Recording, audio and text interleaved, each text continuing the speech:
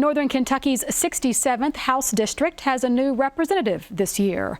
Matt Lehman of Newport filled the seat previously held by minority House Whip Rachel Roberts, who decided not to run for re-election. Lehman is one of only 20 Democrats in Kentucky's House of Representatives. Kentucky Edition sat down with them, and we continue our coverage of the 2025 Kentucky General Assembly's freshman class.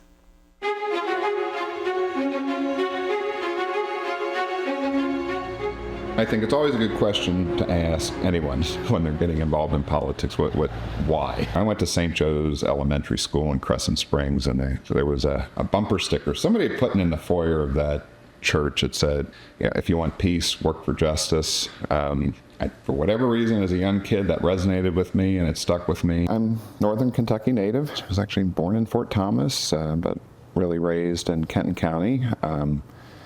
Went to Covington Catholic High School, graduated there, and then went to University of Louisville, studied political science and history. I was part of the McConnell Scholars Program there, so it was really a great experience, and still a big Cards fan today.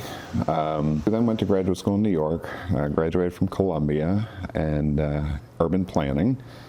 And so, I've always had a interest in, again, urban planning and policy and how do we improve where we live. And somewhat serendipitously, while I lived in New York, I ended up, I took a job doing some work in clinical research, actually, with a physician who was developing psychiatric drugs. Me and my family, we moved around quite a bit. So from New York, we spent time in Europe, some time in California, had an opportunity to move back to Kentucky in 2015, and came to this wonderful neighborhood here in Newport, Kentucky, and couldn't be happier. My first run in politics was I ran for Congress in 2022 against our incumbent here in the 4th District, Thomas Massie. Obviously, a congressional district's a lot larger than a state representative district. But it was a real eye-opener for me in terms of what a lot of different Kentuckians are going through.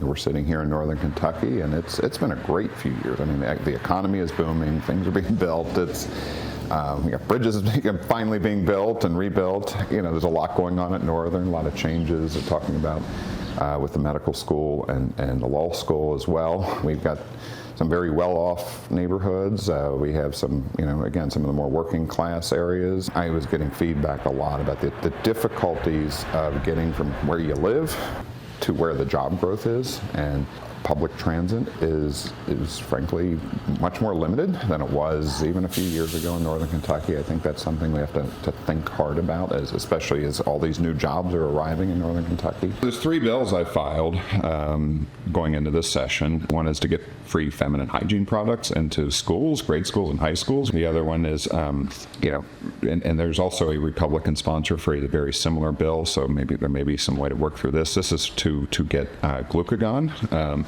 into schools without a prescription. So this is something that when kids with diabetes have low blood sugar, or what they call hypoglycemia, having glucagon can really save their life. And then the other one is, I'm trying to do some pension reform, or to get some of our law enforcement officers, firefighters who've been in hazardous duty to get back into a regular pension in Kentucky.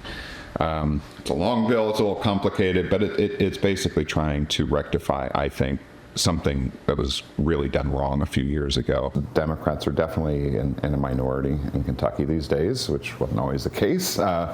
But it's, I think, a little better representation would be helpful. I think we'd get some better legislation and some better policy out of Frankfort, a little more balanced, a little more in tune with where most of Kentucky is. I've only been on the job a short period, and you realize there's a lot of needs out there. There's a lot of people that want to talk with you, express their opinions, and to do this job properly, you have to have the time.